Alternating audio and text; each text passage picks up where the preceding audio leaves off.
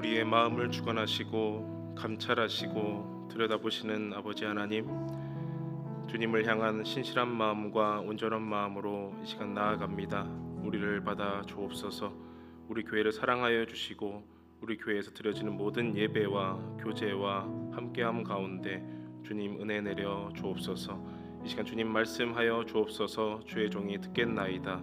그렇게 순종하고 응답하여 나아가는 우리 교회 되도록 인도하여 주옵소서. 예수님의 이름으로 기도하옵나이다.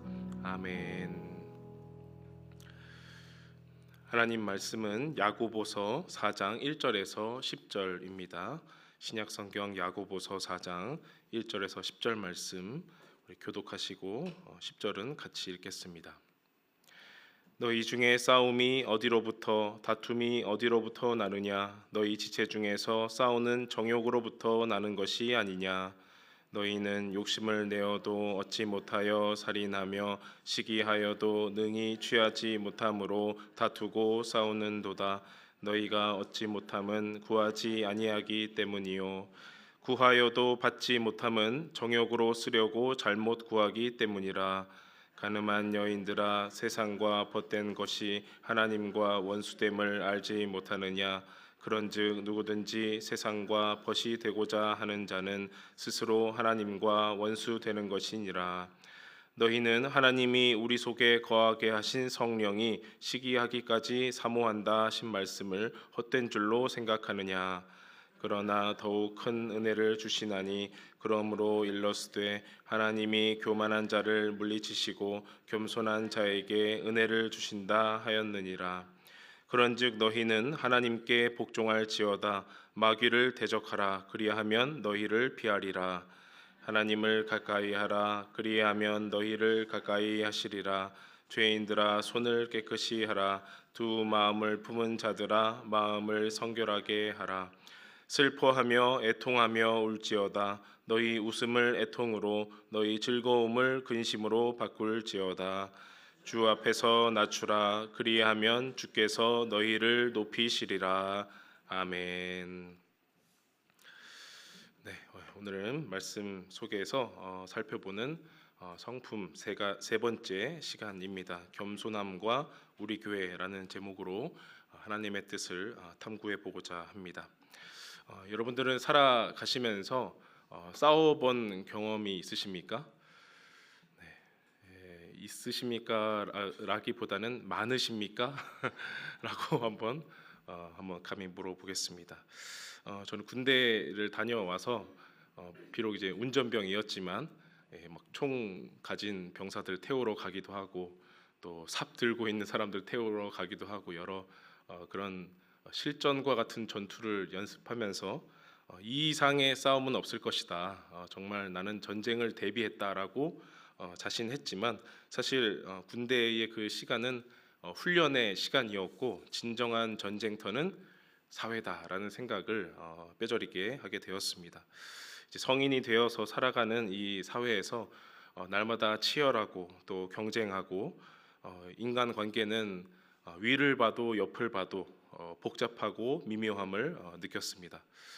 그래서 우리는 이렇게 겉으로는 웃고 있어도 뒤에서는 소리 없는 총질이 가득하고 내가 누구를 밟고 일어서야 비로소 얻게 되는 그런 약육강식의 세계를 우리는 함께 살아가고 있는 것이죠. 우리가 그리스도의 신앙을 배우고 경험하면서 이렇게 다툼과 싸움의 세계 속에서 어떻게 살아가야 할지 늘 고민하고 또 넘어지며 또 누군가에게 상처도 주고 또 그렇게 이겨가는 삶을 살고 있습니다. 그런데 비단 이런 모습은 사회에서뿐만 아니라 교회에서도 자주 볼 수 있는 풍경입니다. 교회가 건축을 할 때나 또 중직자를 세울 때, 또 교회의 중요한 일을 정할 때, 재직 부서 간에 일을 하려고 할 때, 성도와 성도 간에, 교사와 교사 간에, 또 교역자와 교역자 간에 보이기도 하고 보이지 않기도 하는 수많은 싸움이 한국 교회의 역사 안에 자리 잡고 있습니다. 세상보다 거룩하고 평화로워야 할 교회가 그 교회에서 다툼이 왜 일어날까? 오늘 말씀을 통해서 먼저 알아보고요. 그 다툼은 어떻게 멈출 수 있는가, 어떻게 해결할 수 있는가 살펴보기로 하겠습니다. 우리가 함께 읽은 이 야고보서를 쓴 사람은 예수님의 형제로 알려진 야고보입니다. 야고보서는 이 편지를 쓰면서 이 편지의 구절들 중에서 한 절반 가량을 전부 다 명령형으로 쓰고 있습니다. 이렇게 하라, 저렇게 하라라고 명령하고 있죠. 이스라엘에 흩어져 있는 12지파에게 편지를 쓰면서 교회 공동체에게 다툼과 싸움에 대해서 이 4장 부분에서 엄히 경고하고 있습니다. 교회 안에서 건강하게 논쟁하면서 발전적이고 건설적으로 공동체를 이끌어가는 교회도 있겠지만 미성숙하고 또 욕심으로 말미암아 분란이 일어나는 것을 책망하고 있는 것이죠. 그렇다면 먼저 다툼은 왜 일어나는지 알아보고자 합니다. 야고보서에서 말하는 싸움 또 혹은 다툼은 전쟁 용어입니다. 그러니까 다툼이라는 말을 다시 말해서 전투, 전쟁이라는 말로 바꿔도 된다는 거죠. 교회에서 마치 전쟁이 일어난 것처럼 서로가 서로를 죽이려고 하는 일들이 일어난다라는 겁니다. 하나님의 가족된 공동체에서 어떻게 이런 전쟁 같은 다툼이 왜 일어날까요? 오늘 본문 1절을 보면요, 제가 읽어드리겠습니다. 너희 중에 싸움이 어디로부터 다툼이 어디로부터 나느냐? 너희 지체 중에서 싸우는 정욕으로부터 나는 것이 아니냐? 다시 말해서 내 안에서 전쟁과 같은 욕망 때문에 그 정욕 때문에 다툼이 일어난다라는 것입니다. 내 안이 평화스럽지 않고 정돈되어 있지 않고 불안과 욕망이 일어나는 것이죠. 그래서 그것이 결국 밖으로 표출되어서 다툼으로 번지게 됩니다. 우리는 어떤 욕망 없이는 쉽게 싸우지 않습니다. 아주 불안한 사람 외에는 그렇지 않죠. 만일 맛있는 어떤 음식이 내 눈앞에 있는데 내가 그것을 먹고 싶은 욕구가 하나도 없다면, 우리가 입맛이 없다 그러죠. 하나도 먹고 싶지 않다면 그것을 누가 먹든지 버리든지 남기든지 아무런 마음이 없을 것입니다. 저에게는 아주 신 음식이 그런 편이에요. 그래서 저는 평생으로 말하면 좀 그렇고 거의 대부분 제 돈 주고는 레몬을 사 먹지 않습니다. 레몬티, 레모네이드, 레몬 캔디. 그래서 저에게 주실 때 레몬은 삼가해 주시고, 그래도 얻어 먹는 거 잘 먹고요. 제 돈으로는 사 먹지 않습니다. 또 키위 이런 거 잘 못 먹고요. 그래요. 그래서 그 앞에서 누가 막 먹든지 그래 드세요. 나는 안 먹습니다. 이런 마음이 드는데, 만일 내 앞에 아주 먹음직스럽고 보암직도한 그런 음식이 있다면 어떤 싸움이 일어날까요? 젓가락 싸움이 막 일어나겠죠. 우리 애들도 보면은 맛있는 게 있으면 막 이제 포크 싸움, 젓가락 싸움이 막 일어나는 것을 볼 수가 있어요. 이렇게 내 안에 자리 잡은 정욕 때문에 교회 안에서도 싸움이 일어나는 것입니다. 이렇게 항변할 수도 있겠죠. 저는 아무 욕심이 없습니다. 저는 아무런 갖고 싶은 것이 없는 걸요라고 말할 수도 있겠어요. 그런데 우리가 단순하게 갖고 싶은 것이 뭐 많고 적다라는 것 때문에 또 욕망하는 것이 많고 적음에 따라서 문제가 달라지는 것이 아닙니다. 우리는 모두 정욕의 덫에 걸려 있는 사람들이기 때문이죠. 다시 말하면 우리는 모두 다 하나님 앞에서 연약하고 부족한 죄인이라는 것입니다. 그래서 우리의 본능에서부터 흘러나오는 이 정욕은 스스로가 어떻게 제어할 수 없는 불가항력적인 부정적인 에너지다라는 것입니다. 내가 스스로 제어하고 절제할 수 있는 사람은 단언코 이 세상에는 없습니다. 견물생심이라는 말이 있듯이 사람은 이제 실제로 그 물건을 보면 욕심이 생기기 마련입니다. 오늘 본문에 야고보서 4장 4절 말씀을 보면요, 가늠한 여인들아 세상과 벗된 것이 하나님과 원수됨을 알지 못하느냐. 그런즉 누구든지 세상과 벗이 되고자 하는 자는 스스로 하나님과 원수되는 것이니라. 욕망을 내세우는 사람은 하나님이 아닌 세상과 친구가 되려고 애쓰는 사람입니다. 세상에서 좋은 자리, 인정받는 자리에 오르고자 하나님과 원수됨을 각오하고 세상과 벗되는 삶을 살아가죠. 세상과 친구가 된 사람은 교회 안에서도 영향력 있는 사람이 되고 싶고 내 편을 많이 만들고 싶고 칭송받는 자리에 오르고 싶어 합니다. 그러니까 교회 안에서도 세상과 벗되어 살아간다라는 거죠. 즉 하나님과 원수가 되는 성도의 삶을 살아간다는 겁니다. 하나님과 친구가 되지 않고 세상과 벗되는 삶을 살면 아무리 교회를 자주 오고 간다 하더라도 하나님과 원수된 채로 또 공동체 안에서 다툼을 일으키는 사람으로 자리하는 것이죠. 다툼이 일어나는 두 번째 이유를 보면 시기 때문입니다. 오늘 본문의 2절 상반절 말씀을 보면요. 너희는 욕심을 내어도 얻지 못하여 살인하며 시기하여도 능히 취하지 못함으로 다투고 싸우는도다. 그러니까 내 안에는 욕심으로 넘쳐나는데 손을 보니 준 것이 없는 거예요. 그런데 나보다 더 가진 사람을 보니 시기심이 막 올라오는 거죠. 그래서 살인하기도 하고 싸우기도 하는 겁니다. 동생 아벨을 죽인 가인의 모습이 딱 이것 아니겠습니까? 하나님 왜 저놈의 제사는 받으시고 왜 나의 제사는 안 받으십니까? 그래서 자기가 얻지 못함으로 생명을 해했던 것이죠.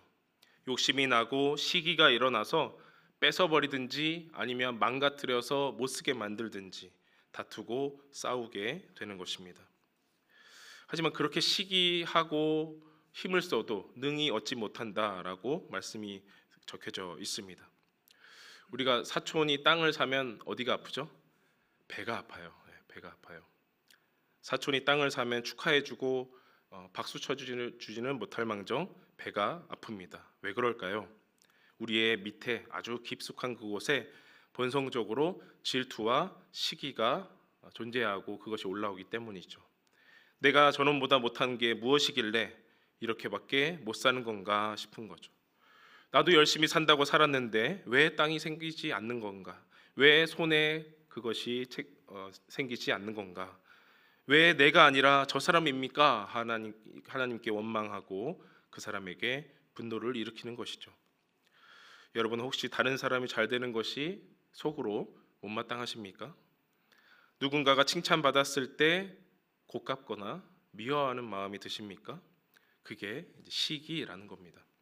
다른 사람과 나를 비교하고 시기심이 올라올 때 다툼이 일어납니다. 자, 세 번째로 야고보서 3장 8절 말씀을 보면요. 혀는 능히 길들일 사람이 없나니 쉬지 아니하는 악이요 죽이는 독이 가득한 것이라라고 합니다. 즉 세 번째로 말의 실수 때문에 다툼이 일어난다라는 것이죠. 혀는 즉 말을 의미합니다. 말에 대해서 경고하는 말씀인데요. 혀를 능히 길들일 사람이 없다라는 것은 누구나 조심해야 한다라는 것이죠. 혀는 사람을 죽이는 독이 가득하기 때문에 때로 사람을 살리기도 하지만 양날의 검처럼 사람을 죽일 수도 있다라는 겁니다. 말을 조심해야 하는 이유는 우리가 교회에서 예배하고 교제할 때 대부분의 섬김 또 헌신 교제가 그 교제의 매개체가 바로 말이기 때문입니다. 교회에서는 말씀을 듣고 그것을 나누기도 합니다. 내 생각을 나누기도 하고 기도 제목을 전하기도 합니다. 그런 말 가운데 실수가 있으면 그때부터 말은 쉬지 않는 악이 되고 죽이는 독이 되는 것입니다. 교회 연수가 오래되고 신앙의 연차가 쌓일수록 우리의 말도 쌓여갑니다. 그만큼 실수할 가능성이 높아지고 다툼이 일어날 상황들이 다양하게 벌어집니다. 우리는 그래서 살아있는 한 쉬지 않고 말을 하는 존재이죠. 그리고 말을 듣는 존재이기 때문에 늘 조심하고 경계해야 할 것입니다.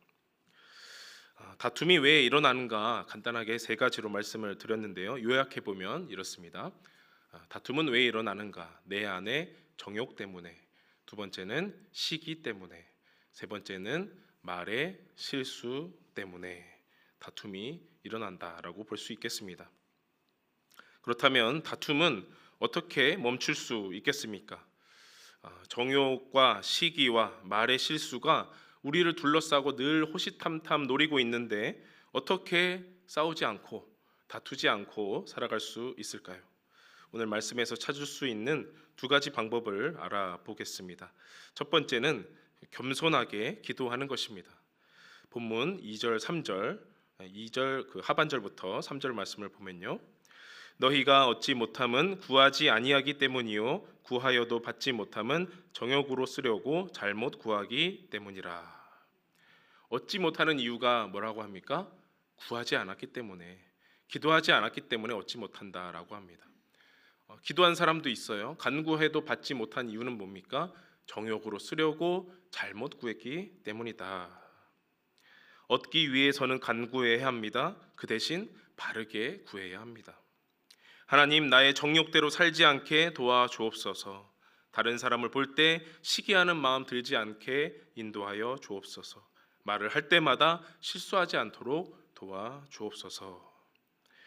우리가 기도하지도 않고 하나님이 알아서 나를 그런 의인으로 만들어 주시겠지, 나를 그런 성품으로 만들어 주시겠지, 상황을 해결해 주시겠지 하는 마음은 교만입니다.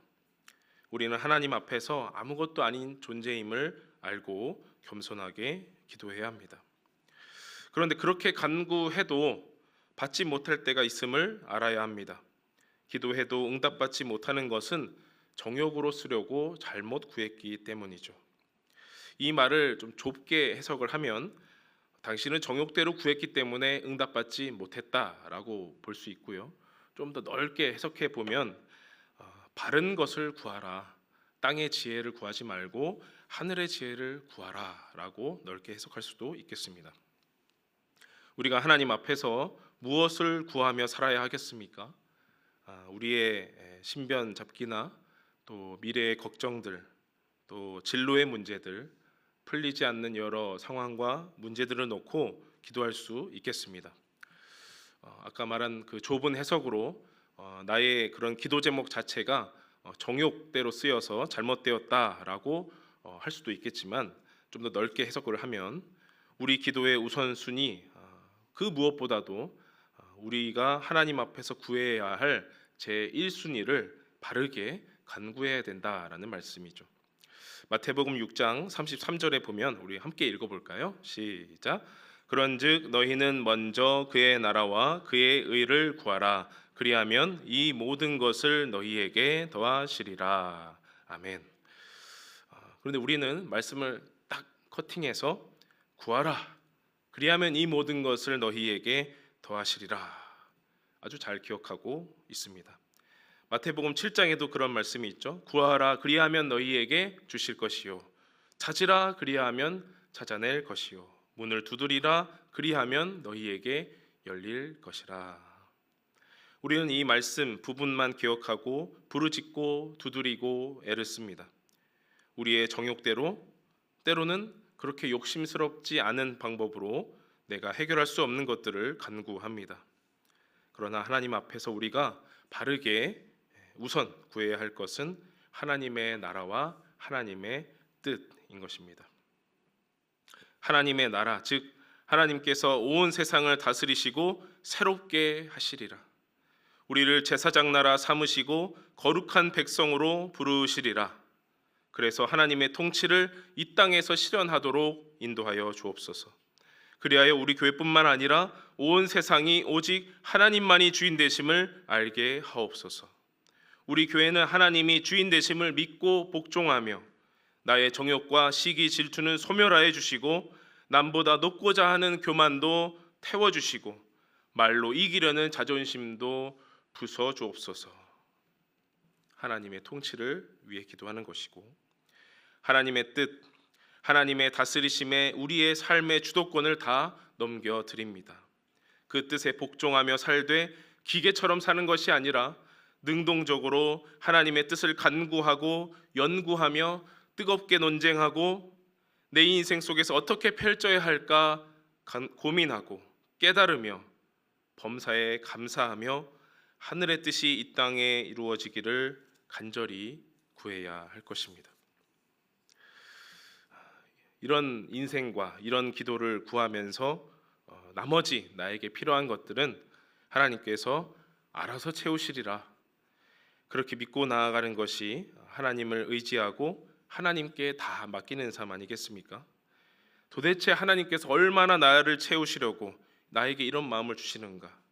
얼마나 나에게 풍성하게 더하게 하시려고 오늘도 나의 정욕을 누르게 하시는가? 아까 찬송 부른 것처럼 하나님께서 우리에게 좋은 것 날마다 주시리라고 저는 믿습니다. 우리는 이렇게 겸손하게 기도하며 하나님의 뜻을 제일 우선으로 구하는 자세를 가져야 합니다. 그렇다면 다툼은 멈출 수 있을 것입니다. 두 번째로 다툼을 멈출 수 있는 방법은 겸손히 상대하기입니다. 겸손히 상대하기. 야고보서 4장 9절 말씀을 우리 함께 읽겠습니다. 시작. 슬퍼하며 애통하며 울지어다. 너희 웃음을 애통으로 너희 즐거움을 근심으로 바꿀지어다. 슬퍼하며 애통하는 것, 울며 근심하는 것, 무슨 말일까요? 하나님과 세상을 겸하여서 두 마음으로 살고 또한 하나님과 원수되어 세상과 벗되어 살아가는 그런 자들이 하나님 앞에서 또 교회 안에서 슬퍼할 수 있겠습니까? 다른 이들을 위하여서 애통할 수 있겠습니까? 못합니다. 함께 울어주는 것은 하나님께서 부어주시는 마음입니다. 로마서에서 사도 바울도 말했죠. 즐거워하는 자들과 함께 즐거워하라. 우는 자들과 함께 울라. 서로 마음을 같이 하라. 높은 데에 마음을 두지 말라. 도리어 낮은 데 처하라. 스스로 지혜 있는 채 하지 말라. 이렇게 누군가와 공감하는 것은 원래부터 기독교적인 성품입니다. 하나님과 교회 앞에서 두 마음 품지 않고 오직 그리스도의 마음만 품고 함께 슬퍼하고 애통해 주면서 울어주는 삶을 살아야 합니다.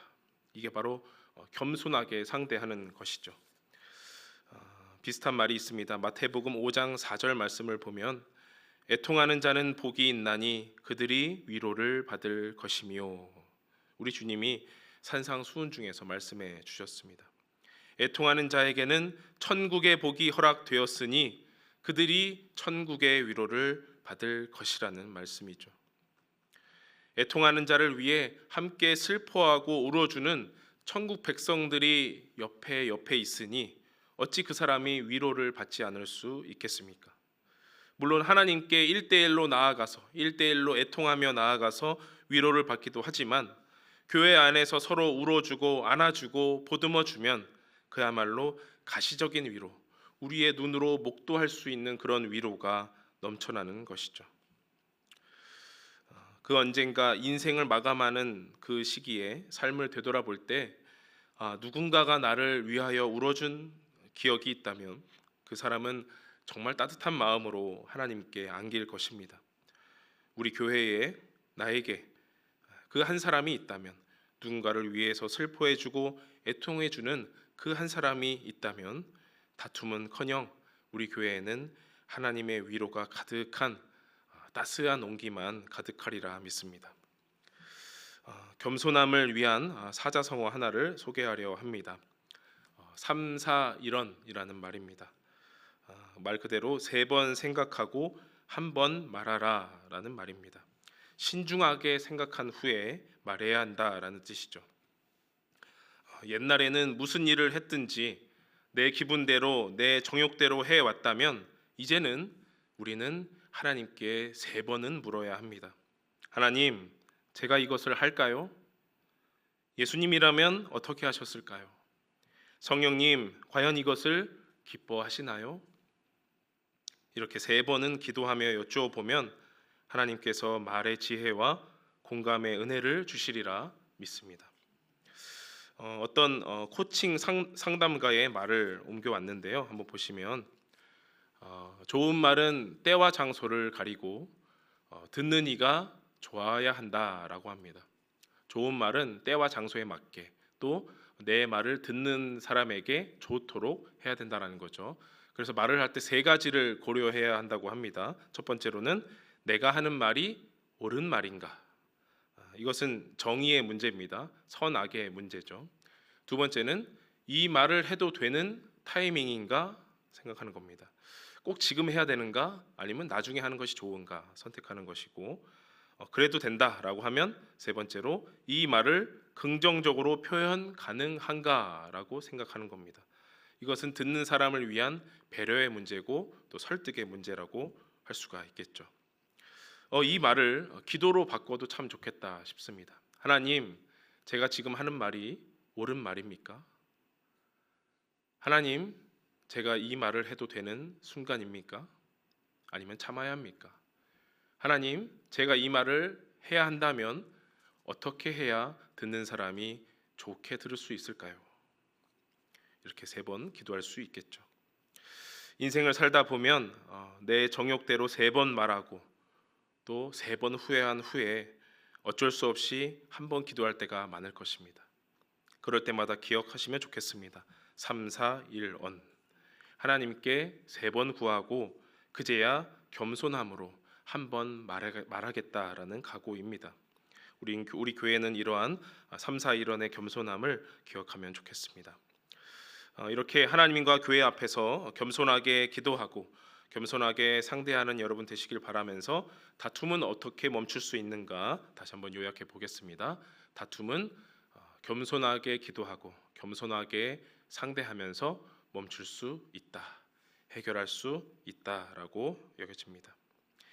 내가 겸손할수록 상대방은 높아집니다. 그러나 불안해하지 마십시오. 절대로 내가 깎이지 않습니다. 내가 지는 것이 아니라 다툼과 싸움이 그치게 됩니다. 내가 겸손할수록, 내가 낮출수록 승패가 결정나는 것이 아니라 다툼의 상황이 종료된다는 거예요. 이게 포인트입니다. 겸손하게 기도하고 겸손하게 상대한다는 것은 네가 이기냐 내가 이기냐 하는 그런 싸움이 아니라요, 악한 상황을 만들지 않고 평화를 이루는 길이다라는 겁니다. 관점이 아예 다릅니다. 여기에 마지막으로 제가 보너스로 알려드리고 싶은 것은, 내가 겸손하면 겸손할수록, 낮추면 낮출수록 하나님이 우리를 낮추시는 게 아니고 높여주신다는 약속입니다. 오늘 본문의 4장 10절 말씀인데요, 우리 함께 읽겠습니다. 시작. 주 앞에서 낮추라, 그리하면 주께서 너희를 높이시리라. 한 번 더 시작합니다. 주 앞에서 낮추라, 그리하면 주께서 너희를 높이시리라. 이 말씀이 하나님이 예수님을 통하여 우리에게 보여주신 은혜입니다. 사랑하는 여러분, 낮고 천한 인간의 몸으로 낮고 천한 곳에 예수님께서 오셔서 또 죽으시고 부활 승천하시어 온 세상의 구세주이심이 드러났습니다. 그 상황을 피하실 수도 있었고 천군만마를 동원할 수도 있었지만 그러지 아니하시고 자기의 몸을 찢기시고 피 흘리심으로 죽기까지 낮추셨습니다. 그 희생과 자비하심으로 우리가 영원한 생명을 선물로 받았습니다. 우리가 감히 십자가에 달리겠다고 고백하지는 못하겠지만 주님 앞에서 또 교회 안에서 우리가 겸손할수록, 우리가 낮출수록 우리는 낮고 천하게 되지 않고 하나님께서 우리를 존귀하게 높여주시리라 믿습니다. 그렇게 하나님 앞에서 또 우리 교회 안에서 또 서로 간에서 낮추고 겸손하는 저와 여러분 되시기를 간절히 바랍니다. 이 시간 예수님 그의 희생 찬양하겠습니다.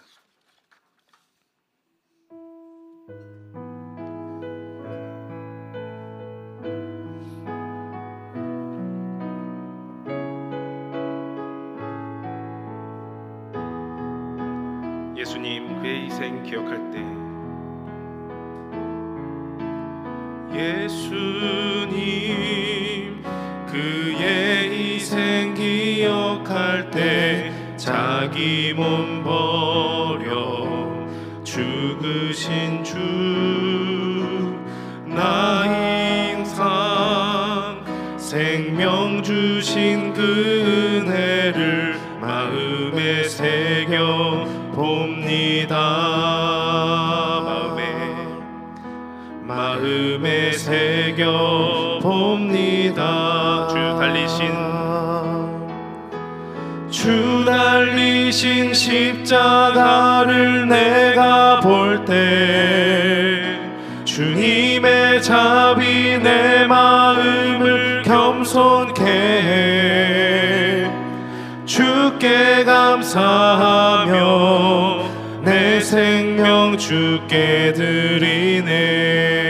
이제는 저 높은 곳에 앉으신 이제는 저 높은 곳에 앉으신 하늘과 땅의 왕 되신 주, 나 이제 놀라운 구원의 은혜 높여 찬양하리라.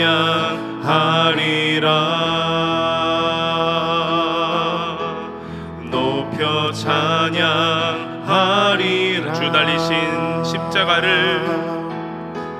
주 달리신 십자가를 내가 볼 때 주님의 자비 내 마음을 겸손케 해 주께 감사하며 내 생명 주 달리신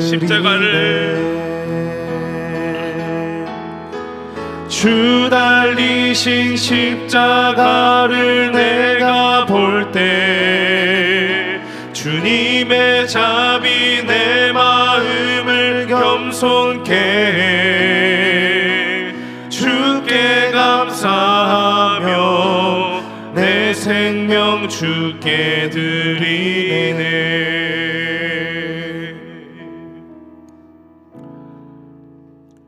주님 달리신 십자가를 볼 때 내가 왜 겸손하지 못하겠습니까?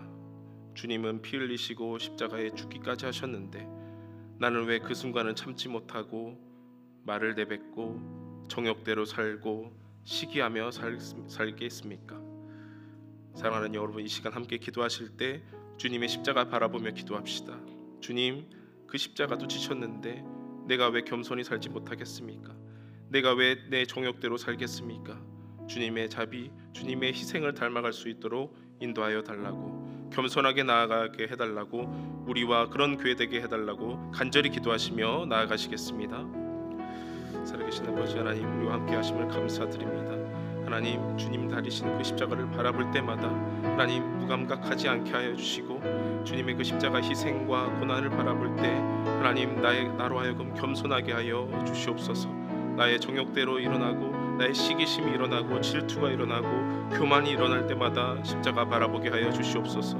주님의 희생을 바라보고 기억하며 잊지 않으며 내가 누구를 만나든지 교회에서든지 밖에서든지 하나님 겸손하게 나아갈 수 있도록 인도하여 주옵소서. 겸손하게 기도하게 하여 주시옵소서. 하나님 앞에 우리 모든 것을 내어놓고 정욕을 억누르며 하나님이 우리를 신실하게 인도하여 주시옵소서. 하나님 겸손하게 상대하게 하여 주옵소서. 누군가를 위해 슬퍼하고 울어줄 수 있는, 애통해줄 수 있는 한 사람 되게 하여 주시옵소서. 그런 사람이 있을 때 하나님께서 우리 교회를 긍휼히 여겨주시고 따스하게 여겨주시고 위로 가득한 교회로 이끌어 주시리라 믿습니다. 그렇게 겸손한 삶을 위해서 우리를 인도하여 주시옵소서. 우리를 위하여 자기 몸 버리신 주님, 그 희생을 기억할 때마다 내 안에서 정욕과 시기로 생채기가 납니다. 하나님의 나라와 그 뜻을 위하여 살고 싶지만 내 뜻을 세울 때가 더 많았습니다. 우리를 불쌍히 여겨 주옵소서. 말을 할 때마다, 기도할 때마다, 한 걸음 내디딜 때마다 늘 하나님께 여쭙고 겸손하게 행하는 우리 교회 되게 하옵소서. 십자가의 어리석음으로 결국 우리가 살았듯이 우리의 작은 겸손함으로 우리 교회가 살아나게 하옵소서. 겸손의 왕 되신 예수님의 이름으로 기도하옵나이다. 아멘.